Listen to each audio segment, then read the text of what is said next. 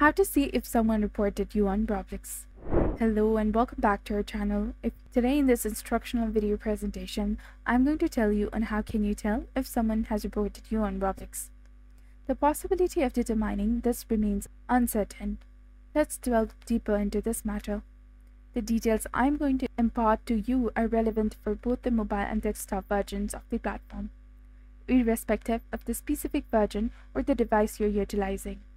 In trying to figure out if someone has reported you on the Roblox, it is crucial to note that there is no tool or function accessible for identifying such actions.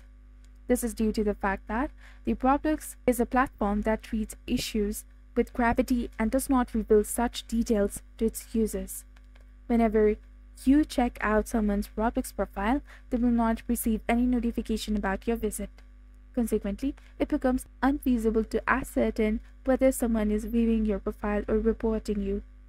I am crafting this video with the intention of furnishing you with the truthful information rather than propagating misinformation. So if you found this video to be informative, kindly demonstrate your support by liking and subscribing to our channel for more invaluable insights and recommendations. And don't forget to hit that bell icon to stay updated with our latest contents. Thank you for your viewership and support.